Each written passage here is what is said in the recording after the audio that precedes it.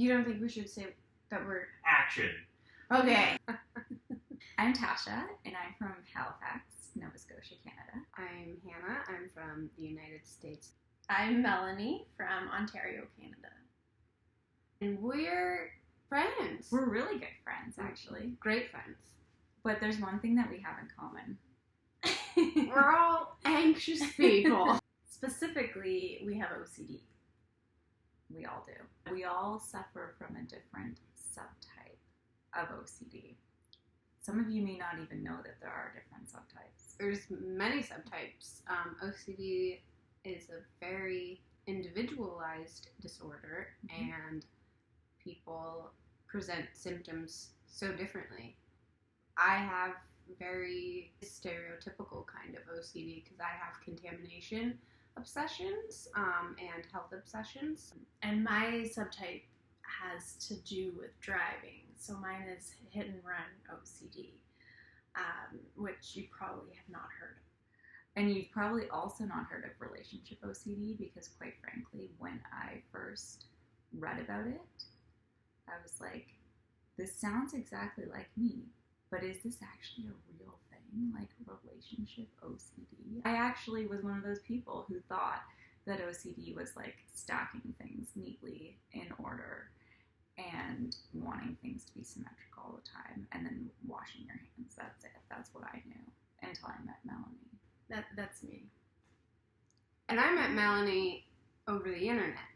Yeah, and then Melanie introduced me to Hannah. And now we all hang out together. We're here for a visit, but we have to leave tomorrow, so we thought we'd just put this little video together that we can release for International OCD Week. OCD is a disorder that makes you feel really alone, and I have found it life-changing having these ladies in my life to go to for anything, but they understand what I deal with. And while we have different subtypes, it's a constant, state of support and safe place to share. And this is a preview of what we're hoping to present at the next OCD conference. Yes. All about OCD, friendship, and developing connections at the upcoming conference, which is going to be held in Austin, Texas in 2019, in July. Towards the end. I don't remember the exact dates, but we'll get back to you. Yes. I'll insert the dates here. So the other interesting thing is that we are all in different stages of either treatment or discovery, in my case, of OCD. In fact, if it wasn't for Melanie, I don't think I would have known, but I just knew that I was a really, really anxious person.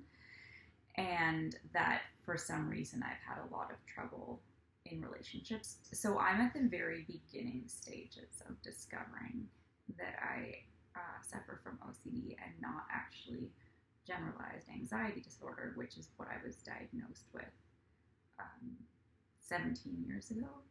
So it took 17 years of therapy and different kinds of treatment to figure out that it was actually OCD, but that's not uncommon. Yeah, I think the stat's something like it takes 14 years before people with OCD actually get the correct diagnosis. I think that professionals would know what it is, but you can go through a lot of therapists who won't diagnose you or treat you correctly. Hence the fact that it's often misunderstood. Right. For me, I was diagnosed correctly and treated correctly 3 years after my symptoms started presenting. While I've been in and out of treatment, I've been in places where I am doing well. I am currently coming out of a relapse, and that's something that started happening this past November. I went through a health scare. It really triggered my OCD, and everything kind of came back. That's where I am at on my journey, building myself back up after being knocked down again in my recovery. And I'm currently in the maintenance phase. It took a long time for me to get properly diagnosed. I remember when I first told my doctor that I thought I might have OCD, he asked me if I wash my hands all the time, and I said no, and then he asked me if I line things up so that they're perfect, and I said no, and he said, well, you don't have OCD. So for me, it took many, many years before I was diagnosed, and the worst subtype that I was dealing with was hit and run OCD. So when I was driving, if I went over a bump, I'd think it was a person, even though rationally I knew otherwise. It got to the point that I wasn't driving at all. I realized that avoidance is actually a compulsion. All that to say, I went through the proper treatment, and now I drive, and I often forget that I have hit and run OCD, but I still do treatment every day. It doesn't take as long, it's not as time consuming, but it's something I have to really stay on top of to stay well. I'm in the very beginning stages of treatment, so I actually just had my first treatment session of what they call the gold standard treatment, which is exposure response prevention therapy. 3 of us were just at the International OCD conference, and I was basically in a state of panic the entire time. So I have a long way to go in my recovery, but knowing that I have support from these ladies and other people that I've met at the conference is making a huge difference. I'm also not at the stage yet where I've really disclosed to very many people in my life that I have OCD. In fact, like some of the most important people in my life do not know that's something I suffer with. So it's probably nothing that you've heard of before, and if it is something that you've heard of, that's wonderful. Truly is vastly misunderstood. And even though we're talking about different subtypes, essentially OCD follows the same cycle. It's an obsession, something that we care about, we're worried about, we have anxiety as a result, we do some sort of compulsion to try to get relief. The relief's only temporary, then it just keeps cycling through. So even though we have different types of OCD, we all can relate because it follows the exact same cycle. That's something we want to do at the next conference, is to help people find those connections. If you have the same subtype, that's awesome, but you can still have really meaningful support even if you don't. And you may be thinking to yourself right now, like, these girls look like they're relatively stable. Let's talk about today. What happened to me today, guys? Today? Yeah. We went out to eat, and I had a panic attack. Panic attacks for me always seem to present different symptoms. It's a panic attack, but every single time my OCD tells me that this time's different. It's not a panic attack. You're actually... I don't even know what I thought. We talked about strategies. Like, we talked about, okay, let's try self-compassion, or, just bring it on, embrace the anxiety. Yeah. But we quickly recognized Hannah was not having any of that. No. It was maybe just a little bit beyond. Kind of just followed her lead. At one point, she asked that we stop talking. We respected that. Yeah. We talked about something else. Yes. Without her. Yes. So even though we all know the tools and we're learning them to different degrees, or we practice them to different degrees, sometimes it helps to remind one another, sometimes it doesn't. Mm-hmm. Yeah. And we just follow the person's lead, and we kind of knew, okay, this is not the time to push. Mm-hmm. Right. We check in with each other, and if one of us is clearly in some sort of distress, it's just always very safe. No matter what state we're in, we can hang out. Sometimes we appear like crazy people, like when we're all 3 triggered at once. During the conference, there was, I was crying. I cried a lot. Yeah, same. There's a lot of tears. But at that point, then we just had a share circle, kind of, and But I was in a constant state of panic because I'm at this conference for my ROCD and my BDD.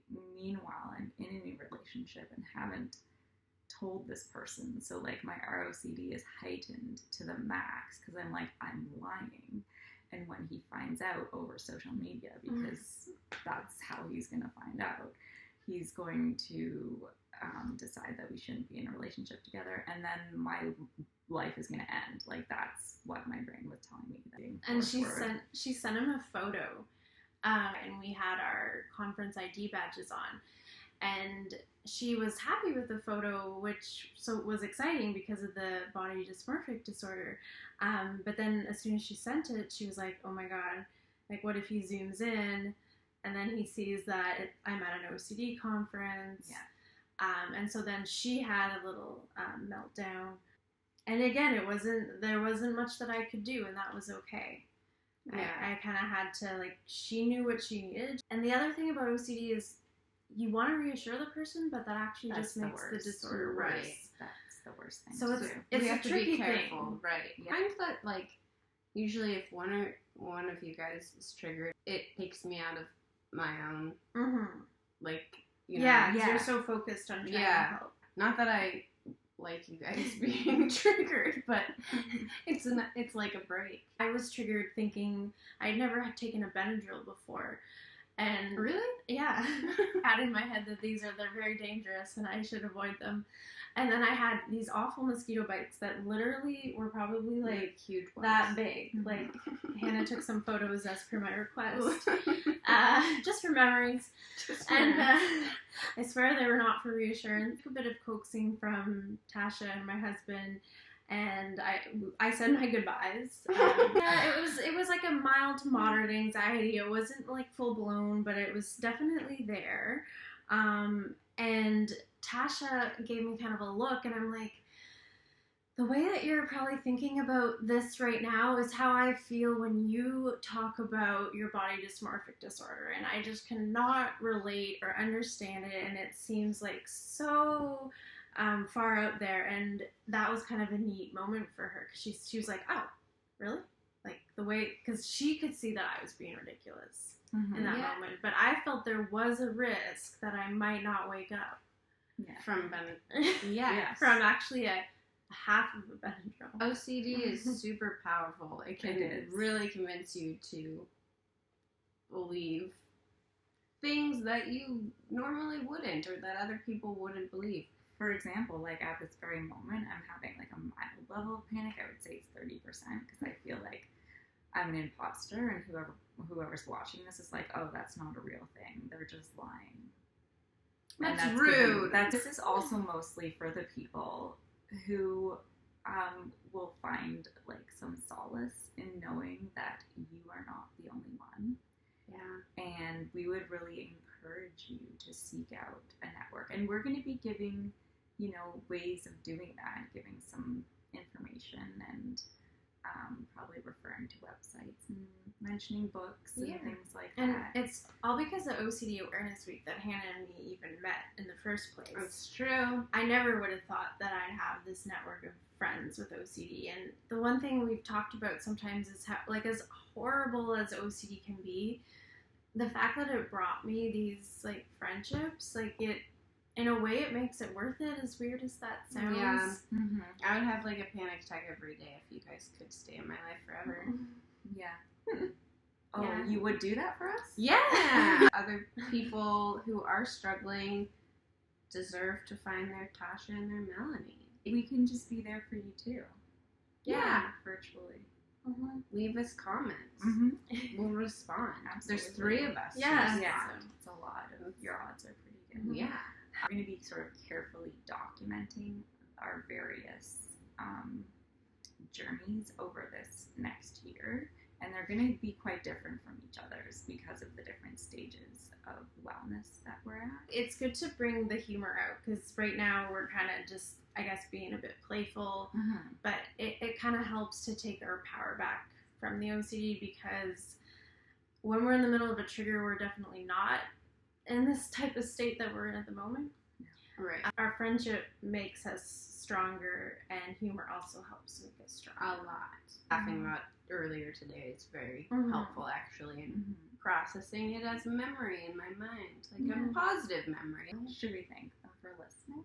Yeah.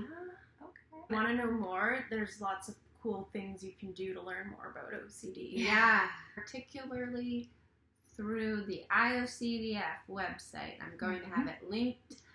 I'm going to have it right here so you know the spelling, and hopefully I can link it. I don't know if I can do that, but it'll be in the... It'll be somewhere. My husband's watching us in the corner. He's pretending he's not. He's our babysitter. I think we're gonna end this video. Going to end the OCD stigma. Yeah. Hold on. Well, let's say goodbyes. Okay. We'll say goodbye. Goodbye. Goodbye. Goodbye. Goodbye. Goodbye.